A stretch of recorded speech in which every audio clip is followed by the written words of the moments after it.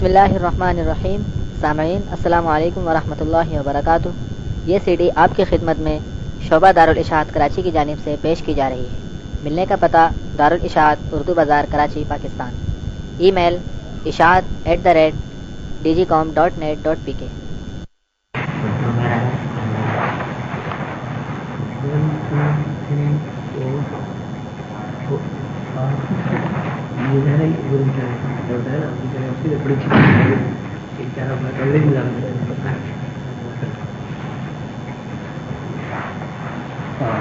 Especially Muslims are starting in English because of his brother. To welcome him. Muslim community.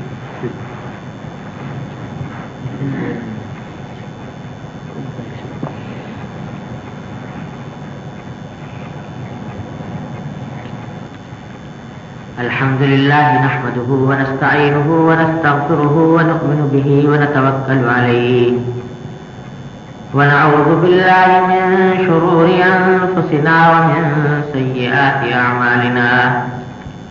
من يهده الله فلا مضل له ومن يضلله فلا هادي له. وأشهد أن لا إله إلا الله وحده لا شريك له. وأشهد أن سيدنا وسندنا ونبينا ومولانا محمدا عبده ورسوله صلى الله تعالى عليه وعلى آله وأصحابه وبارك وسلم تسليما كثيرا. أما بعد فأعوذ بالله من الشيطان الرجيم. بسم الله الرحمن الرحيم. وما خلقت الجن والإنس إلا ليعبدون. آمنت بالله صدق الله مولانا العظيم وصدق رسوله النبي الكريم ونحن على ذلك من الشاهدين والشاكرين والحمد لله رب العالمين.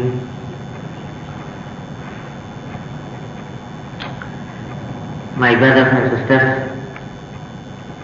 I have just recited a verse of the Holy Quran in which Allah subhanahu wa ta'ala says, وَمَا خَلَقْتُ الْجِنَّ وَالْإِنسَ إِلَّا لِيَعْبُدُونَ. I have not created the jinn and the human beings except that they should worship me. This is the translation, literal translation of the holy verse. And actually the word used in the Holy Quran is that I have created the jinn and the human beings for the purpose that they should make ibadah of me. They should make ibadah of me. They should make my ibadah. But the difficulty is that the term ibadah, as used in the Holy Quran, we have no actual word to translate its full meaning in English or in Urdu. So we have no other word than worship. So we translate the holy verse in the sense that Allah subhanahu wa ta'ala has created the mankind for his worship. But actually there is a major difference between worship and ibadah as used in the Holy Quran and in the Sunnah of the Holy Prophet sallallahu alaihi wasallam. When we use the word worship in English, it indicates to certain formal rituals offered for the sake of Allah. So it comprises only some rituals. But when the word ibadah is used in the Holy Quran or in the Sunnah of the Holy Prophet sallallahu alaihi wasallam, it has a wider meaning. It is not restricted to the rituals, but it indicates to a state of one's a state of mind or a state of heart in which one submits to another one in devotion totally. That he becomes his obedient, becomes his subject, becomes his servant, becomes his obedient and obeys his commands and submits to his commands in all spheres of life. So the term of ibadah carries a wider sense than the word of worship in English. But insofar as we have no other alternative to translate, we translate the verse by the word worship and say that the verse says Allah subhanahu wa ta'ala has created the mankind for worshipping Him. This verse has given us the main objective of the life of a human being, of the life of a Muslim who believes in the oneness of Allah subhanahu wa ta'ala. It says that a man has not come in this world for only earning his livelihood or for just drinking, eating and drinking. He has come in this world for worshipping Allah or for being submissive to Allah subhanahu wa ta'ala. This is the main objective for which a man has come in this world. In order to grasp the subject, we should on ourselves think that what is the main purpose of the life of a human being? Why he has come to this world?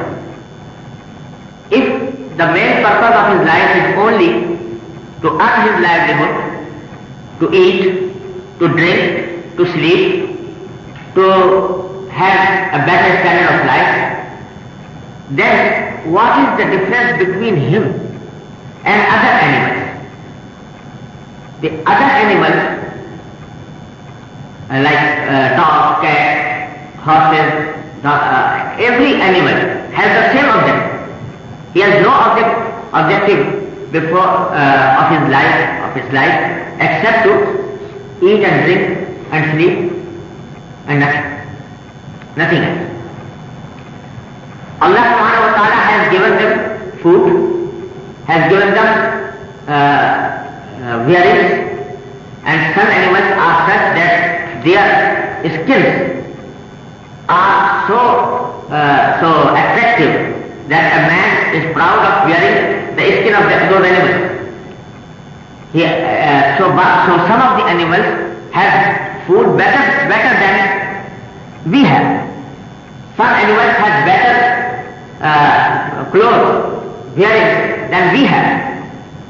So if the objective of our life is only to eat and drink and to wear and to sleep, then there remains no difference between animals and human beings. And as all of you know, that the whole universe created by Allah subhanahu wa ta'ala has been made to serve the human beings. This sun, this moon, these clouds, these rains, this river, the sea, all the things found in this universe are created in order to serve man.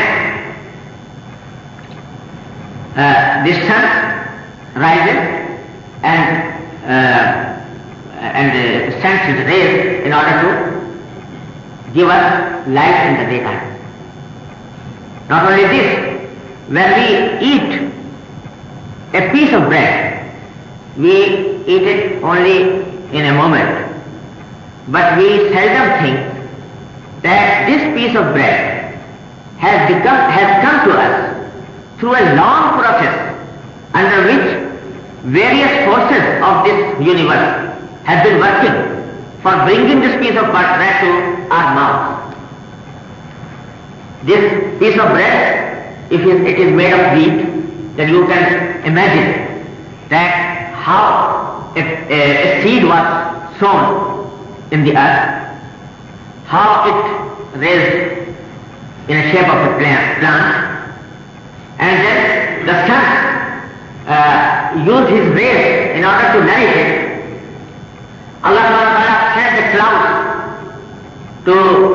rain over it, to irrigate it by rain. The winds were blown by Allah subhanahu wa ta'ala in order to nourish that plant. Then after a long time, the plant has grown some wheat. Then in order to bring that wheat to your homes, there are certain forces which have been working for that purpose. So this one piece of bread actually came to our mouth after a long process under which all these forces of universe have been working by the grace of Allah subhanahu wa ta'ala. Allah subhanahu wa ta'ala has made this human being Ashraful Makhluqat, that is the best of the creation. That is the best of the creation, the most noble creation on the earth. Why? Allah subhanahu wa ta'ala has given a human being such force or strength that he makes the animals submit to him. A very small child of a man rides over the horse and brings the horse at what place he wishes. The horse never turns to the child or to the man saying that, why should I serve you? I have more strength. I have more strength. I am bigger than you. So you should serve me. Why should I serve you? No horse has ever questioned a man like this. So Allah subhanahu wa ta'ala has made all the forces of this universe submitted to the human being and has given the man wisdom, reason.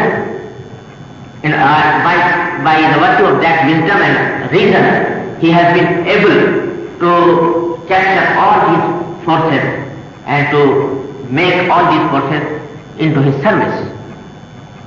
So by all this universe is serving a man, if there is no difference between a man and animal in the basic objective of life, basic purpose of life, the man has also the same objective that he should eat and drink and sleep, and the animal has the same objective. Then what is the reason that all these forces of universe have been made into service of human being?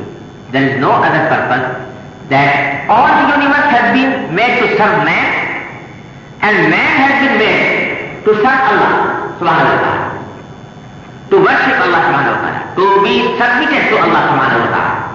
This is the main object, and you cannot find any other objective of the life of a human being except this. In order that the man has been made to serve Allah. To serve Allah in the sense that he must be subject to Allah's command, and is totally submitted to Allah's will. For that purpose, the whole universe has been given in service to a man. That is why Maulana Rumi says, "Agro bato baho kursid o falak sarkar, taako nane baga pari o bagaflat na ho." He says that all these forces of universe, these clouds, these winds, this moon, and this sky are in your service only because you may bring a piece of bread in your hand. But you should not eat that piece of bread in negligence. You should eat that piece of bread while remembering that this piece of bread has been given to me, provided to me by Allah subhanahu wa ta'ala, and the whole universe has been working for giving it to me. So Allah subhanahu wa ta'ala in this holy verse says that I have created the jinn and the human being only that they may worship me, may be submitted to me. So when the main purpose of our life and main objective of our life is to obey Allah subhanahu wa ta'ala, to submit to Allah subhanahu wa ta'ala's will and His commands, and to submit to the Sunnah of the Holy Prophet sallallahu alaihi wasallam, then we should think what amount of time we are spending to serve the main objective of our life. How much time we are devoting for this main objective of our life, and how much time we are devoting for those objectives in which we are common with other animals. So if we think on these lines, we find that our main effort through the day long are devoted for earning livelihood, for making our life more pleasant, and earn more money, earn better food, and all these things. But seldom we think that we are subject to Allah subhanahu wa ta'ala, and our main objective of our life is something over and above this eating and drinking. So in order to create this objective in our life, in another verse, Allah subhanahu wa ta'ala says, Ya ayyuhalladhina amanu ittaqullaha wa kunu ma'as sadiqin. He tells us how to bring our life in line with the main objective of our life. He says, O those who believe, and those who have believed in me, and those who believe in the fact that they have been created for worshiping Allah subhanahu wa ta'ala. O those who believe, ittaqullah, have taqwa of Allah in your heart. Have taqwa of Allah in your heart. The term taqwa, although listened by all the Muslims all the time, but very few people realize its true meaning. What is taqwa? When you open it in an Arabic dictionary, you will find that the taqwa has been interpreted and translated by the word fearing. And sometimes the word ittaqullah is translated as fear of Allah. Have the fear of Allah in your heart. But once again I will say that these words do not convey the exact meaning of the word taqwa. Although the word taqwa means fear, taqwallah means fear of Allah. But one should remember that the fear is of different kinds. The fear is of different kinds. There may be a fear of some very horrible things, some injurious things, some enemy. One may fear snake, one may fear wolf, one may fear lion, one may fear the beast. But the word taqwa is not does not carry the meaning of that fear which we have against these beasts, snakes, and other animals. The word taqwa means a fear which is created in one's heart out of love and respect to another body. There is a totally different kind of fear which comes in one's heart out of love and respect to another authority. Just like a son has respect to his father, has love towards his father, and out of this love and respect, he sometimes fears him.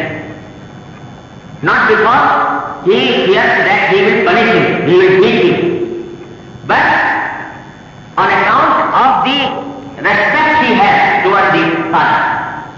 He feels it very awkward that his father finds him in an act which does not please him.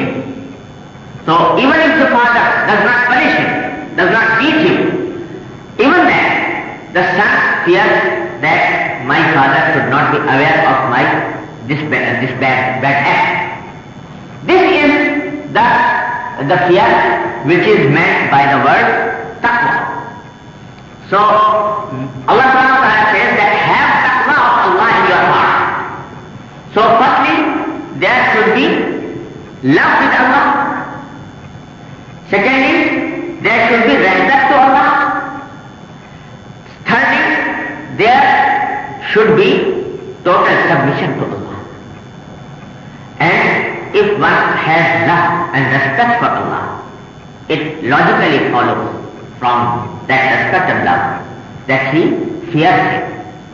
He will not like that Allah subhanahu wa ta'ala that he commits an act which is not according to the pleasure of Allah subhanahu wa ta'ala. So this is the meaning of the word taqwa. So Allah subhanahu wa ta'ala says that you, in order to reach the true objective of your life, you must have taqwa in your heart.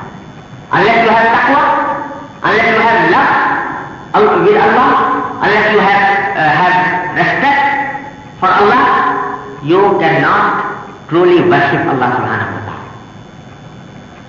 So the worship comes out of taqwa. Taqwa comes out of respect and love. Then the question arises, how to create this respect and love? How to create taqwa in our heart? So the other sentence in the Holy Verse is to answer this question. How to create or nourish taqwa in one's heart? When Allah Ta'ala says, Ya ayyuhallazina amanu taqullah, O those who believe, have taqwa in your heart.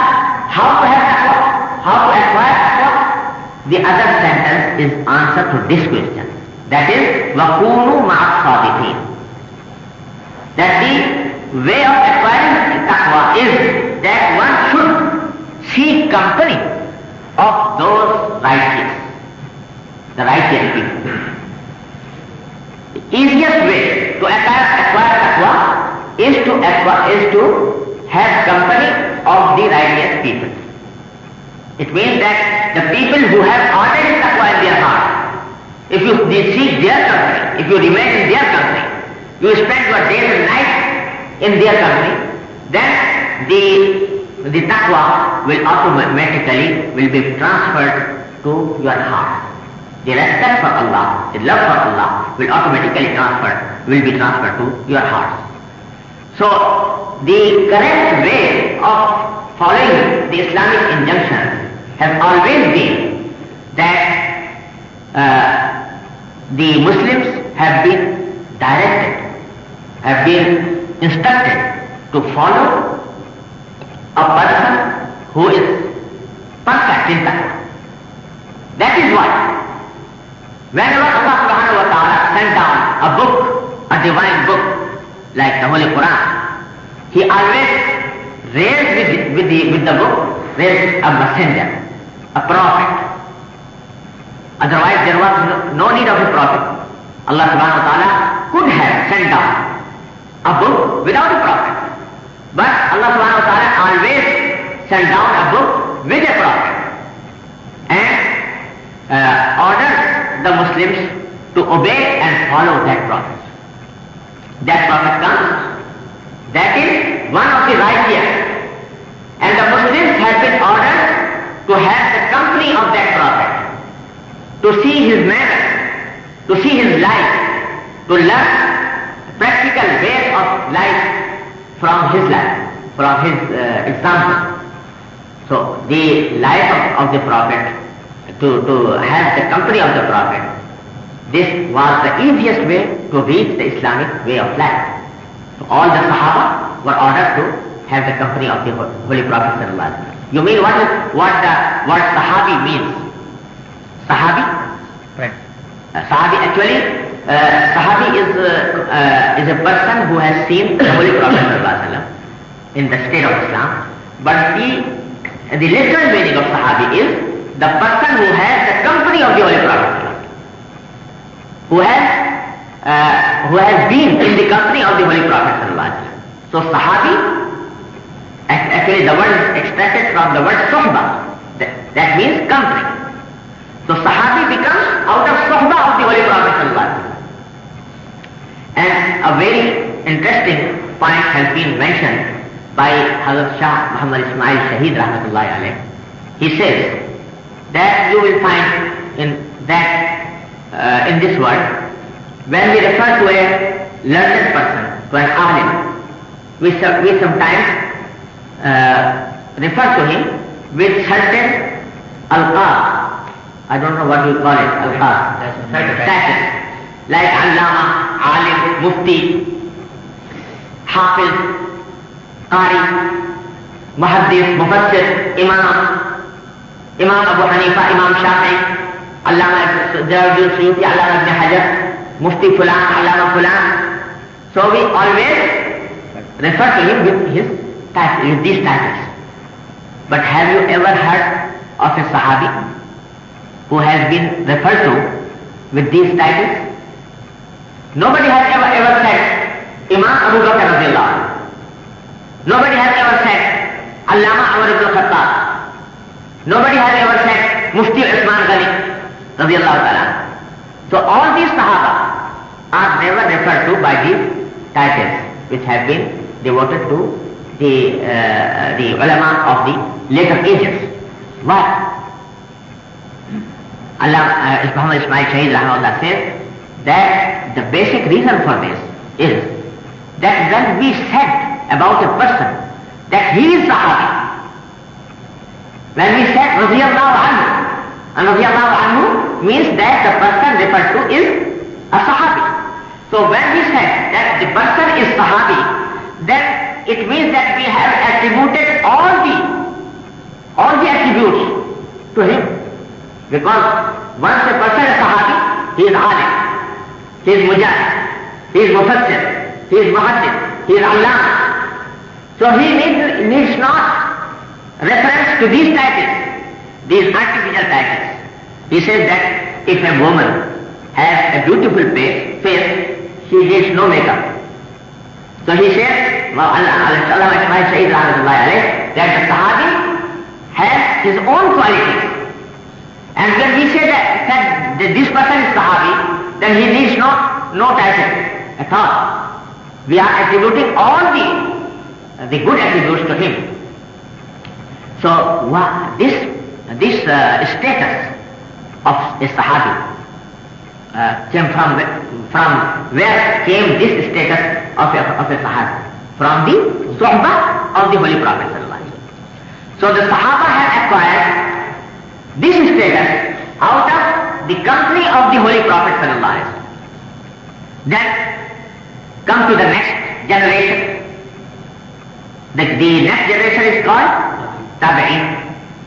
Tabi'in means followers. Followers of whom? Followers of Sahaba radiyallahu ta'ala. So Sahaba acquired knowledge, acquired the ways of life from the company of the Holy Prophet sallallahu alaihi wasallam. Then the Sahaba transferred what they learned from the Holy Prophet to the Tabi'in. So Tabi'in acquired the second status of the Sahaba after Sahaba. By virtue of what? By virtue of their company with the Sahaba radiyallahu ta'ala. Then comes the third generation, which is called Tabi'ut Tabi'in.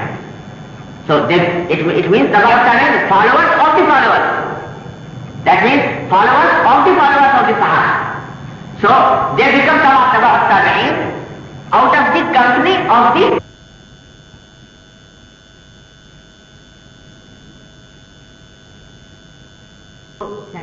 to raise the Sahaba. So the deen has come to us through two chains. One chain is the books of Allah. The second is the men of Allah, Rijalullah, Kitabullah and Rijalullah. So the easiest way to obey Allah subhanahu wa ta'ala and to obey the messenger of Allah subhanahu wa ta'ala is to have the company of the righteous, as mentioned in this holy verse. Ya ayyuhalladhina amanu taqullaha wa kunu ma'as sadiqin. Have taqwa in your heart. How to acquire taqwa? By the company of the righteous. Who are the righteous?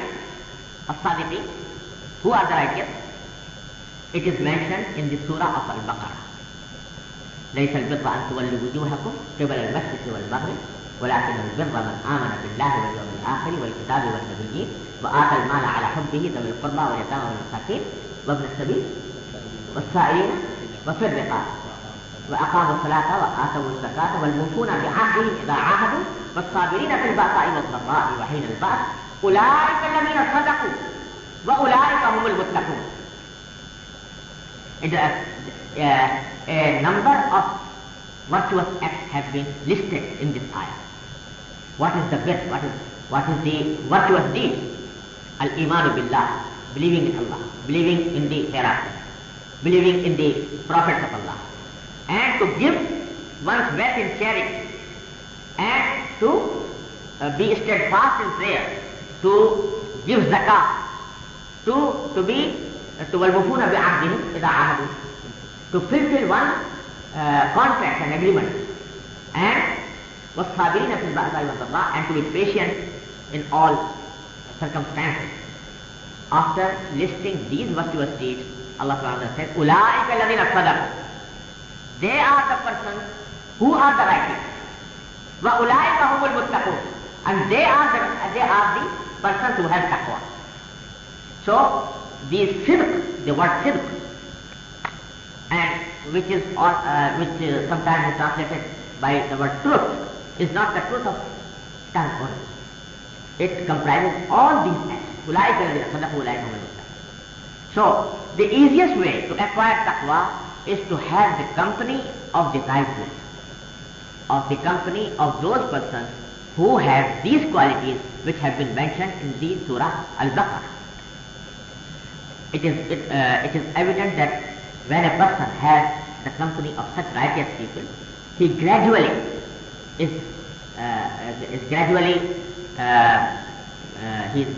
learns that those virtuous deeds from him, and the taqwa is gradually transferred to his heart. That is the only way. You have often heard of the words of tasawwuf and piri muridi and shaykh and pupil. What is the piri muridi? What is the tasawwuf? Actually, it derives from this one. Ya ayyuhallazina amanu wattaqullah wa kunu ma'as sadiqin. That the word tasawwuf has been distorted and has been interpreted in various ways which are totally against the injunctions of the Holy Quran and Sunnah. The piri muridi also has been made a target of invention and heresy. But the actual purpose of this piri muridi or of this tasawwuf was that a person turns to another person whom he believes to be more righteous than him, and turns to him in order to acquire knowledge, in order that he may train him in the Islamic ways of life. This is the only purpose of piri muridi. Now, the piri muridi now has been adopted, and certain kinds of bid'ah have been involved in that piri muridi. But the actual purpose was this, that one cannot have the correct Islamic way of life unless he acquires the company of a righteous person, whom he believes to be more knowledgeable than him, whom he believes to be more righteous than him, more pious than him. In this manner, just like the Sahaba have acquired taqwa from the Holy Prophet ﷺ, Tabi'in have acquired taqwa from the Sahaba, and the Tabi' of Tabi'in have acquired from the Tabi'in. In the like manner, this process has been going on up to our time. And the only easiest way is to have the suhbah of some righteous person. Now, sometimes the question arises that how we should find such righteous person whose company will create taqwa in our heart. Because some people say that wherever we go, we find that there are persons who are deceiving others, who are not knowledgeable, not pious, but they are just making this piri muridi like a trade, earning money through it. They have made it a business.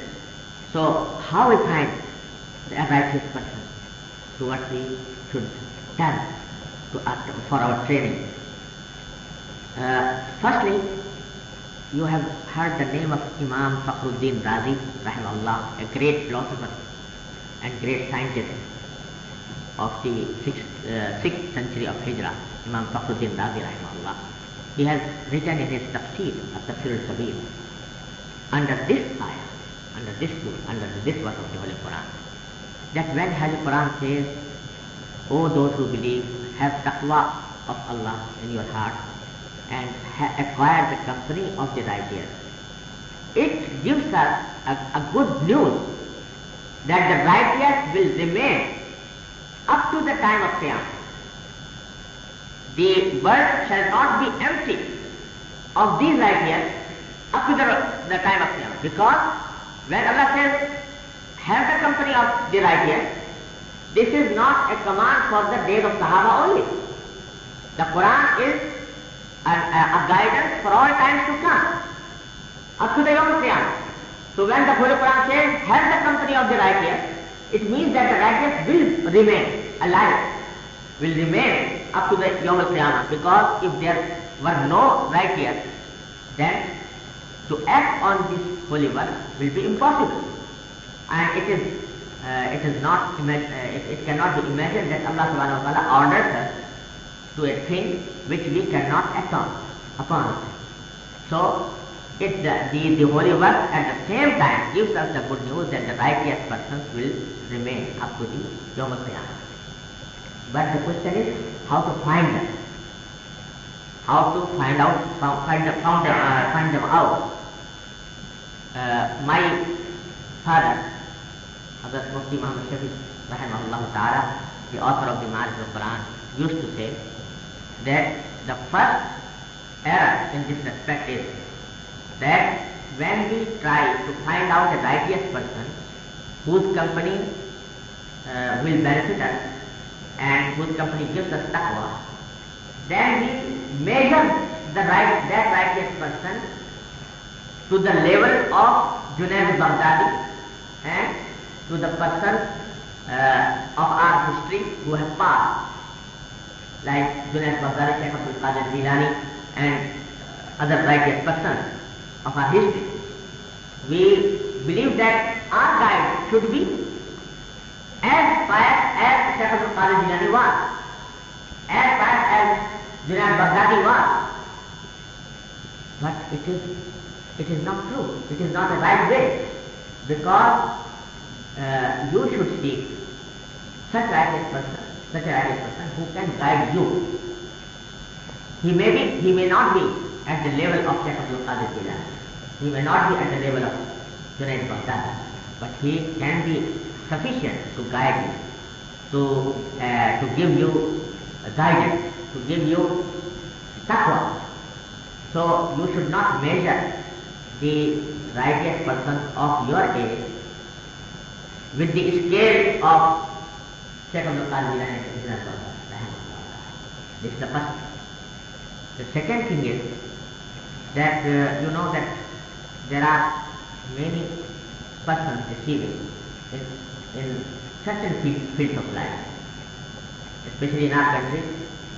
There are persons who sell the wheat, but they mix some other thing with it. They are selling oil and they mix some other thing with it. So there are certain ways of deceiving. But nobody has ever said that these things should be avoided now. Every person tries his best to find out the correct thing, the clean and pure thing. So if you try to find out a pure person, a pure righteous person, such a person as can direct you, can instruct you, can guide you, then you will find it. So the easiest way is to find out a man whom you believe, to the best of your knowledge, that he is more knowledgeable, more pious, more righteous. and seek guidance from him in all of affairs of your life. As all of you know, that Islam has given us guidance not only in ibadah, in worship, but also in our business, also in our trade, also in our politics, also in our economy. And but still, it is not a difficult religion. Islam has given us such directions which we can easily follow. If Islam has given us also the ways of mending ourselves. So if you turn to a pious person or to a righteous person in order to seek guidance from him, you will acquire taqwa, inshallah, gradually, and it will create the love and respect of Allah, which is the prerequisite for taqwa of Allah subhanahu wa ta'ala. The actual way, the real way and original way for this purpose is to have the company of that righteous person. There should be physical presence with him. But if that person is not available, such a person is not available physically, the other way is to have correspondence with him, to seek his guidance through correspondence. And Maulana Ashraf Ali Thanvi rahimahullah ta'ala has given us certain principles on which this correspondence may be useful. So everybody should first try to find out such a guide and to follow him and to seek guidance from him in all affairs of his life. He sometimes tells you some very easy ways to obey Allah subhanahu wa ta'ala and to nourish the love and respect for Allah subhanahu wa ta'ala. For example, we all used to eat, but he tells us that if you eat your meals with the niyyah, with the intention that this eating meal is a right of your own, on your own self. It's a right of your nafs on your own self. And you eat meal in order to acquire strength, so that you may be able to offer your duties towards Allah and towards man. So when you eat the meal with these intentions, the eating meal becomes the ibadah, becomes worship. There is reward for it. If you sleep, you go on bed and sleep, and your niyyah, your intention is that out of this sleep you will acquire freshness, and after being fresh you will be more able to perform your duties towards Allah and towards men. Then your sleeping is also an ibadah. When you go to your wife and to your children with the intention that this wife and children have been given to me and I have certain obligations towards them, when you go to them with this intention that Allah subhanahu wa ta'ala has made me under an obligation to have given me certain obligations towards them, I want to perform and fulfill those obligations, then going to wife and children, this is also becomes ibadah. So actually the whole life of a Muslim can be ibadah, can be worship. No matter that they are mundane, they seem to be mundane acts, worldly affairs, but out of this good intention, one's life is converted to ibadah. So a person to whom you turn for guidance will tell you how to convert your life into an ibadah without any additional effort, without any additional endeavor. You can convert your life into ibadah. So my humble submission is that all of us should find out a righteous person whom we believe to be more knowledgeable and more pious and more righteous, and we should turn to him for seeking guidance, and we will should try to have his company, and that is the easiest way to acquire taqwa. Allah subhanahu wa ta'ala may give us tawfiq to have taqwa in our heart and may provide us such righteous persons who may guide us to the true path. Wa akhiru da'wana alhamdulillah rabbil alamin. Yes. कल जो है ना एक सवाल जो है अधूरा रहेगा. The question of the slaughtering of the chicken. It is, some people understood in different ways, so we want to clarify. Still, we have doubt about that. I have said nothing except that I can't say anything about the chicken unless I see the actual process of slaughtering. This is what I said. I said nothing. But people are interpreting in different ways. That's why we want to clarify. If this is also interpreted in different ways, then had I uttered some other words. Now, when we are talking about there's a chicken is going on a machine and there is automatic knife and somebody is uttering. No, I said nothing. I should make it clear once again that I have said nothing except that I can't say anything. I can't give any fatwa unless I see the procedure through my own eyes. Not even the video. No, nothing. Even video can do. But we are trying to actually send yes. you to the place, but we talked to some brother and it was become impossible. So yes. maybe we'll try to get a video. Maybe we send the video to Pakistan if it's not possible. Yes, you can send it. Okay. Yes. For the legality, we explain in America. Please come forward. When we open any account or we buy any house or we open any business, normally what the requirement is the husband and wife has a name on that property or a business or their bank account. Suppose I open a bank account with me and my wife's name on it. And if I die, the money goes right to my wife's name, according to our law in the United States. But according to our fiqh, we say that we have to go according to the Islamic ways of distribution of inheritance. Yes. What should we do about it? Actually, if the account is actually owned by the husband, there is only the name of wife has been given only for convenience. Then in that case, if the wife receives the money after the death of the husband, it becomes a trust in the hands of the wife. And the wife is under an obligation to distribute the money in accordance with the Islamic injunctions of inheritance. But when I buy a house, the intention is for me and my wife. I'm buying an office, and my intention is for me and my wife. Yes. My intention right from the beginning is that this belongs to me and my wife. If I die, that property belongs to who? Actually, the property does not become does not come in the ownership of the wife by merely intending that the own shall be owned by me and my wife.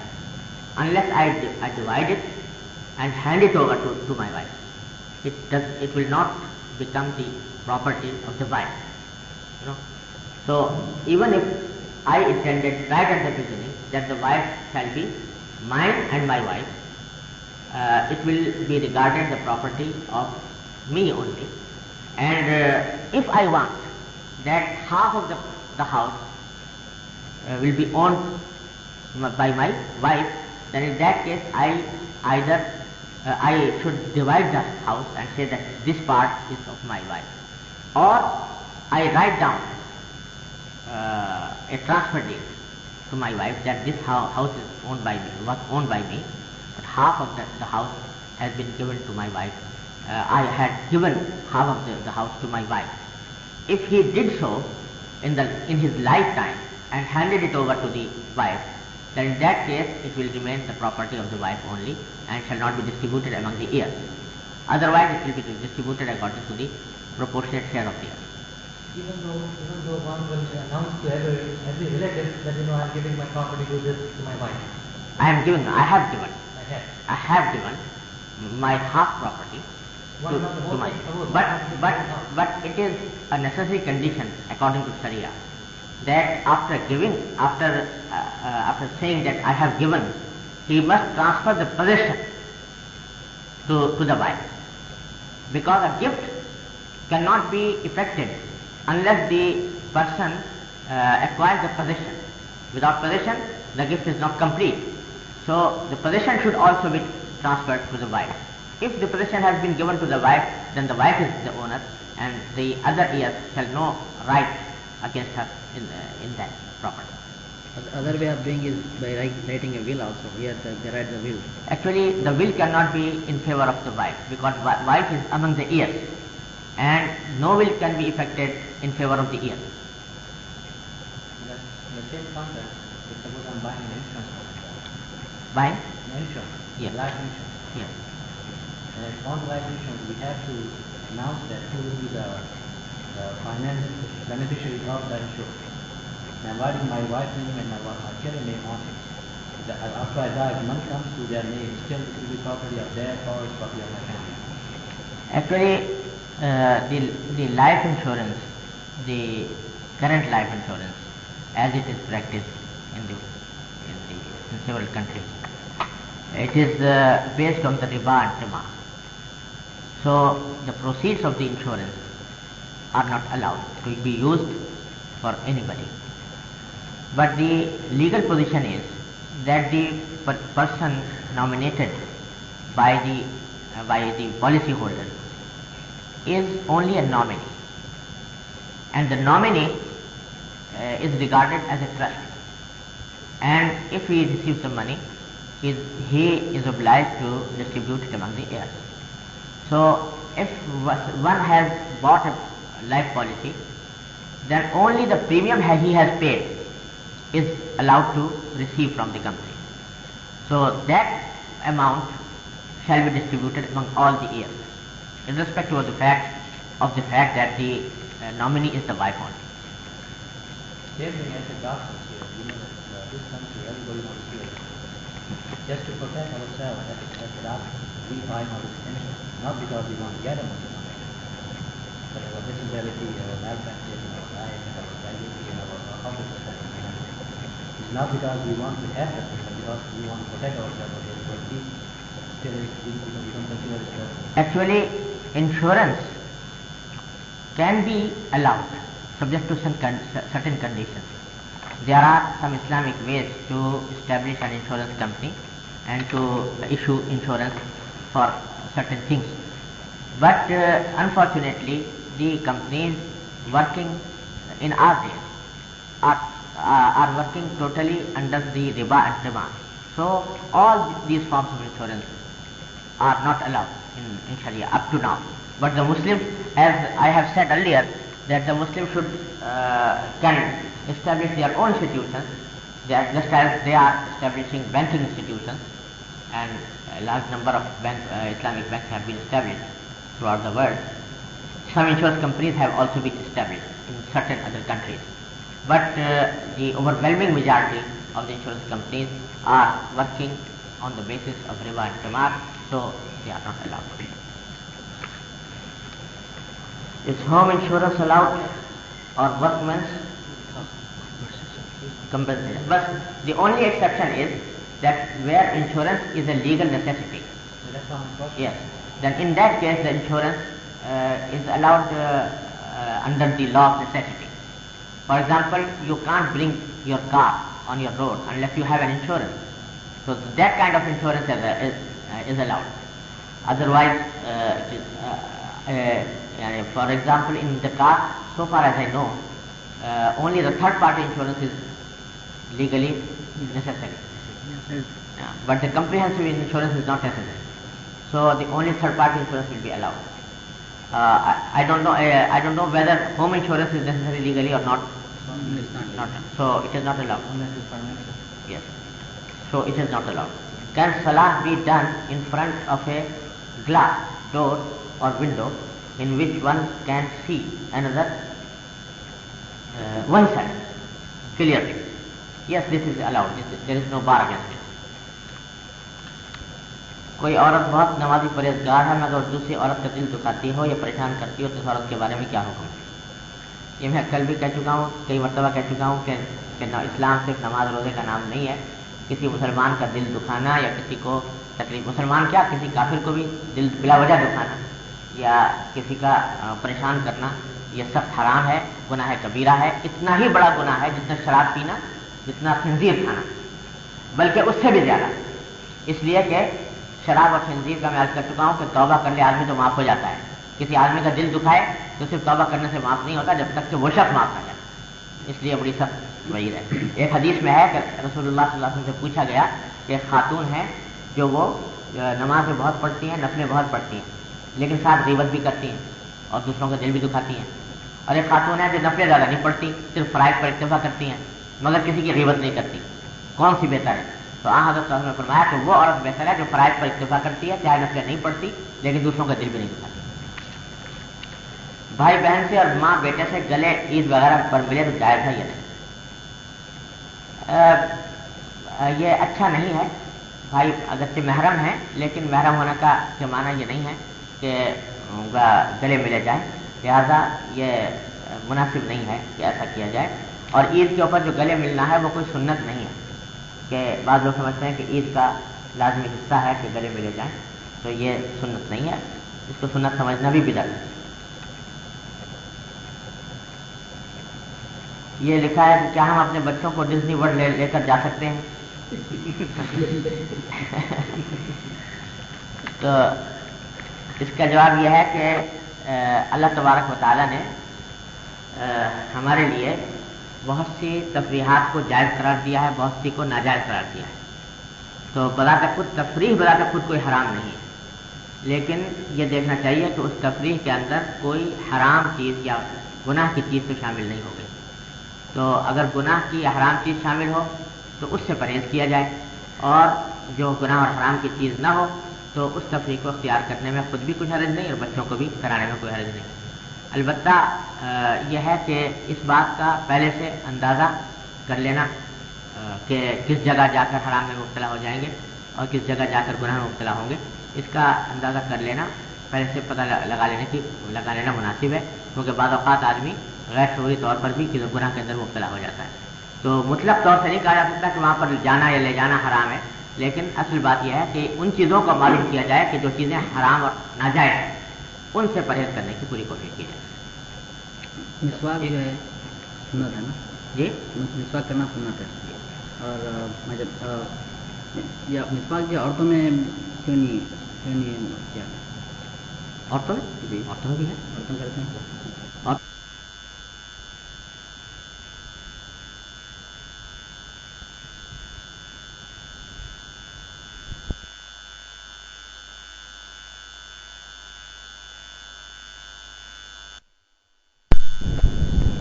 بسم اللہ الرحمن الرحیم۔ سامعین السلام علیکم ورحمۃ اللہ وبرکاتہ۔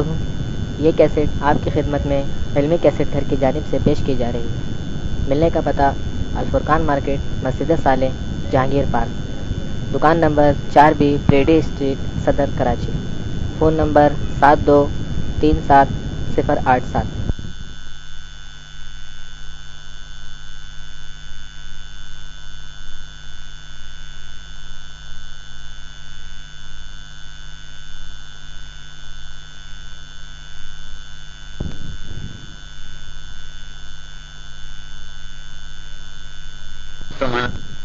بسم الله الرحمن الرحيم.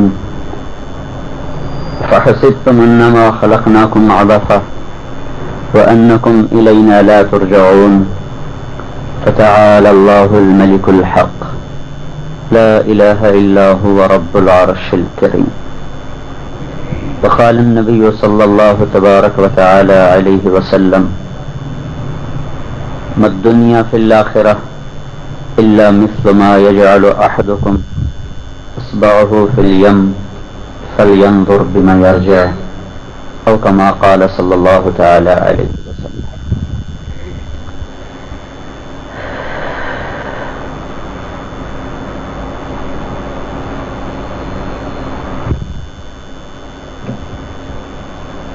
اللہ تبارک و تعالی نے ہمیں پیدا کرتے ہوئے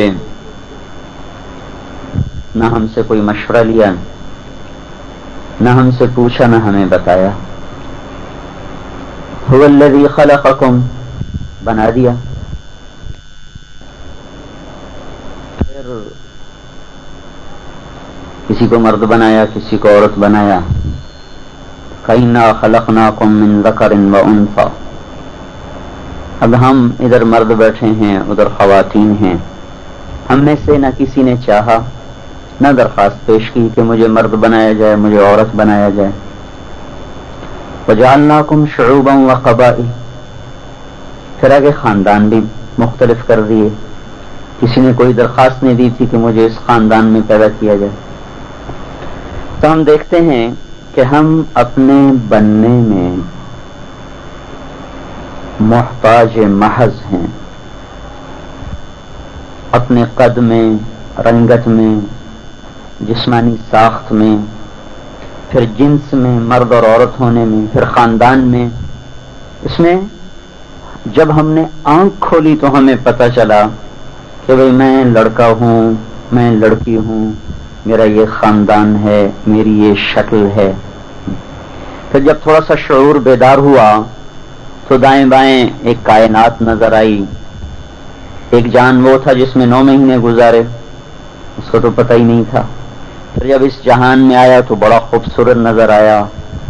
وادیاں بھی ہیں، پہاڑ بھی ہیں، سبز پوش بھی ہیں، سفید پوش بھی ہیں، سیاہ پوش بھی ہیں، برف سے ڈھکے ہوئے، سبزے سے ڈھکے ہوئے، کالی چادر، سیاہ پہاڑ، بڑے بڑے میدان، پھر کہیں پھول، کہیں پرندے، کہیں چہچہاہٹ، کہیں مہک.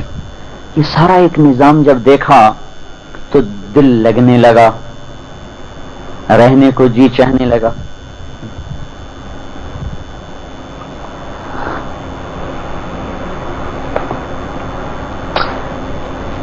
ابھی شعور بیدار نہیں ہے اور دنیا سے دل لگنے لگا. لیکن اچانک کسی گھر سے آہو بکا کی صدا آئی. اپنے ہی گھر میں رونا دھونا مچ گیا تو معصوم ذہن کو ایک دھچکا لگا، یہ کیا ہوا؟ بیٹا فلاں مر گیا. موت کیا ہوتی ہے؟ اچھا، اتنا خوبصورت گھر بنا کے پھر مر جاتے ہیں، چھوڑ جاتے ہیں. موت کیا ہوتی ہے؟